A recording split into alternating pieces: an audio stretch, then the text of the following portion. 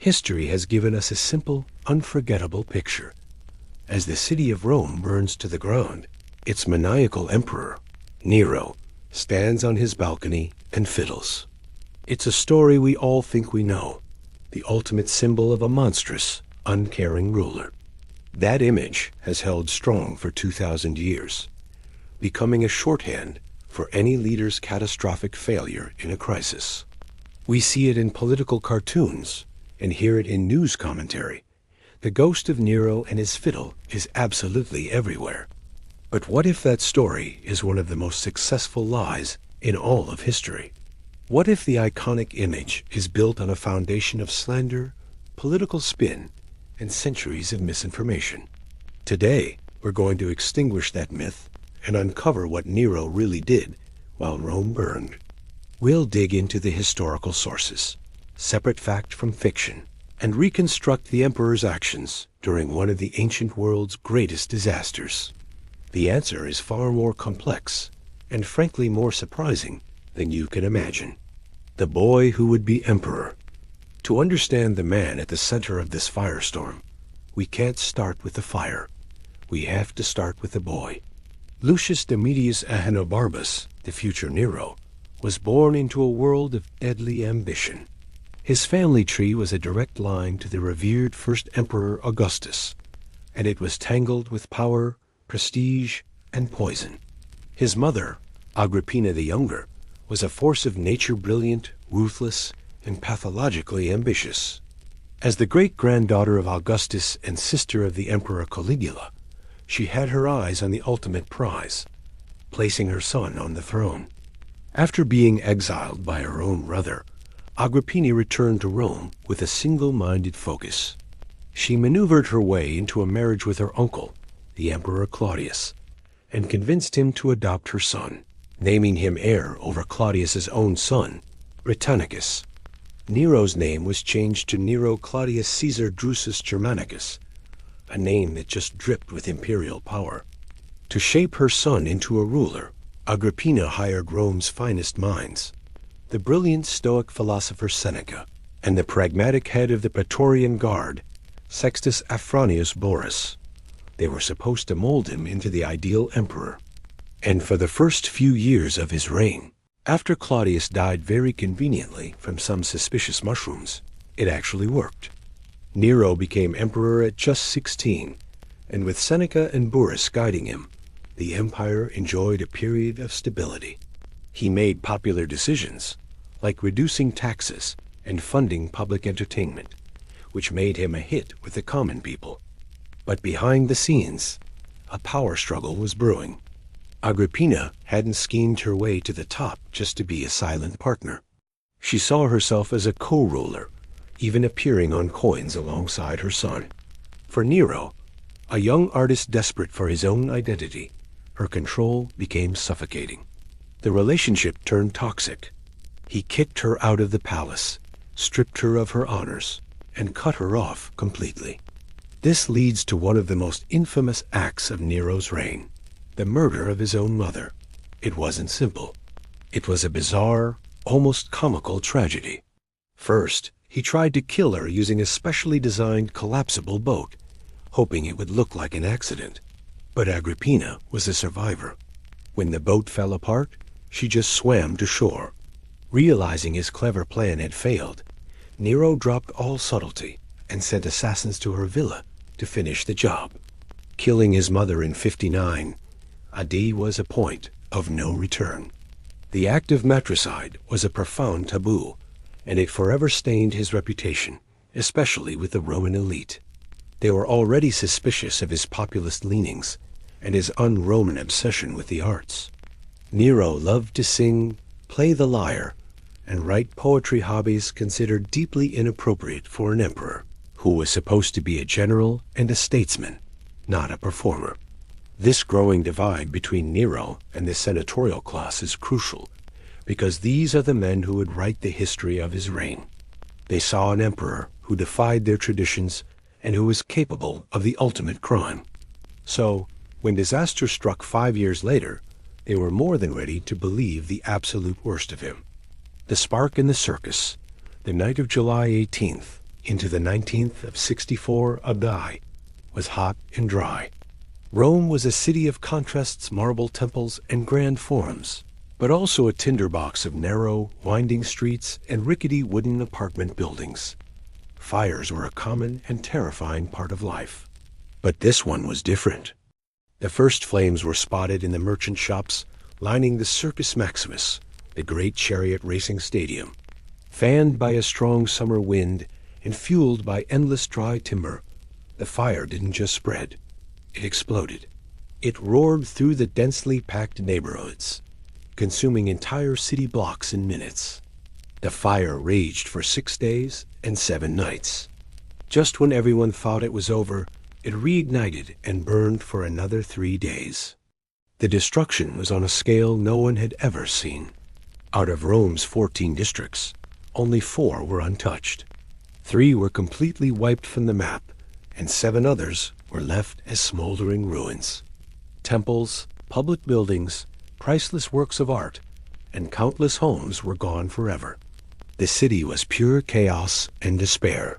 While ancient sources don't give us hard numbers, the human cost was immense, and hundreds of thousands were left homeless, huddling in fields outside the city walls. And this is where the myth is born.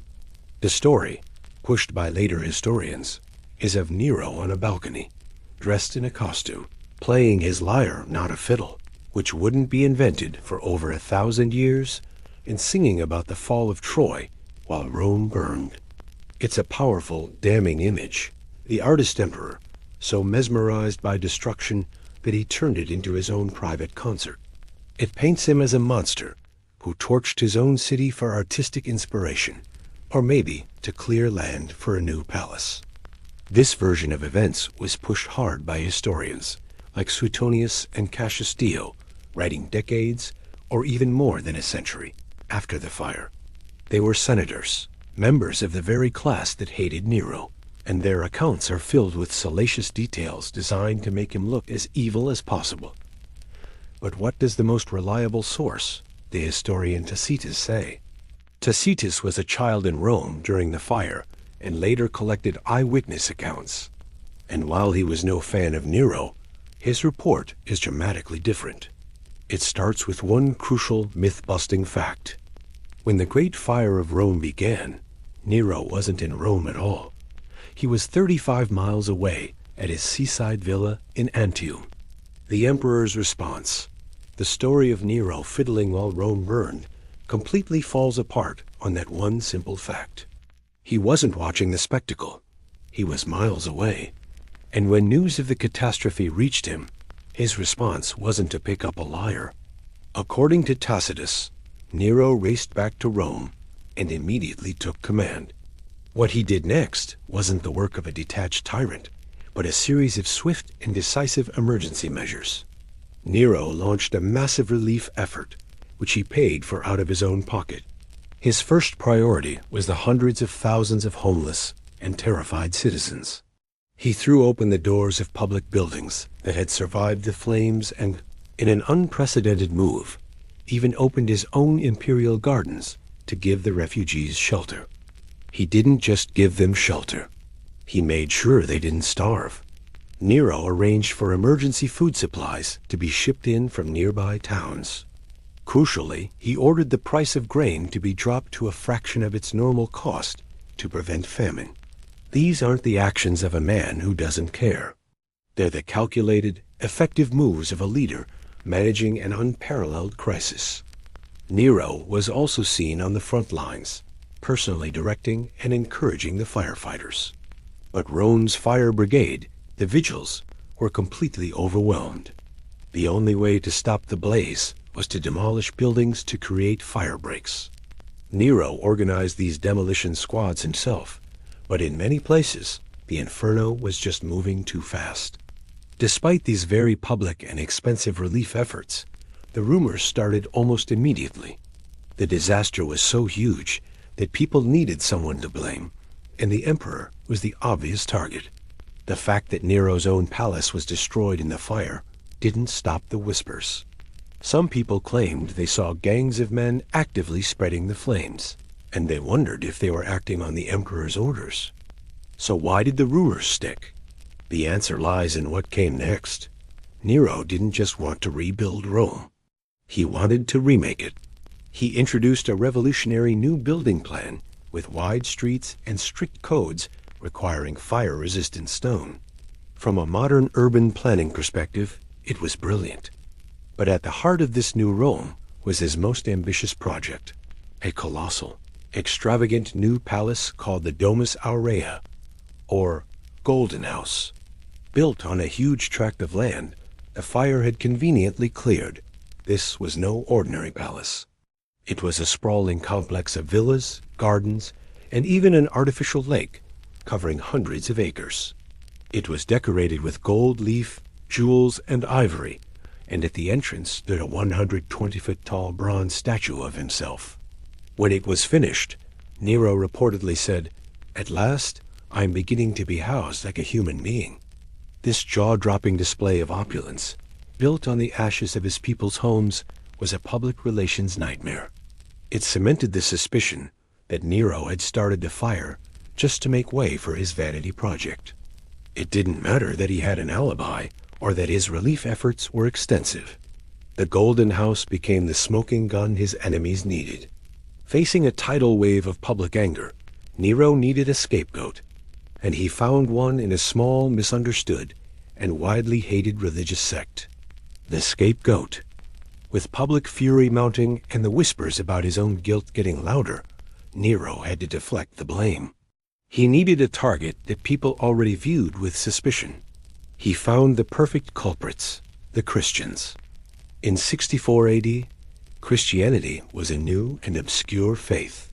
To the average Roman, its followers were a bizarre and secretive cult. Their refusal to worship the Roman gods was seen as both atheism and treason. Vicious rumors spread that they practiced cannibalism, a misunderstanding of the Eucharist, and incest, because they called each other brother and sister. They were seen as antisocial haters of humanity. For Nero, they were perfect. He could pin the blame for the fire on this already despised group and turn public anger away from himself. What followed was the first major state-sponsored persecution of Christians in Roman history. The brutality was shocking, even for the Romans. According to Tacitus, this wasn't about justice. It was about Nero's personal cruelty. Christians were arrested and subjected to the most horrific tortures imaginable. Some were dressed in animal skins and torn apart by dogs in the arena. Others were crucified. The most infamous method was reserved for Nero's own parties. He had Christians covered in tar, tied to stakes, and set on fire to serve as human torches, grotesquely illuminating his gardens at night.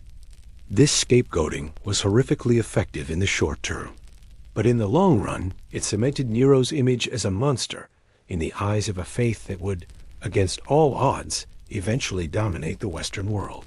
For later Christian writers, Nero wasn't just a tyrant. He was the Antichrist. This narrative, combined with the hostile accounts from the senators, created a perfect storm of condemnation that would define his place in history. The man who had actually organized a massive relief effort was now remembered only for the flames and the fiddle. His enemies had successfully weaponized the fire against him. The downfall and legacy, the Great Fire, and its aftermath marked the beginning of the end for Nero.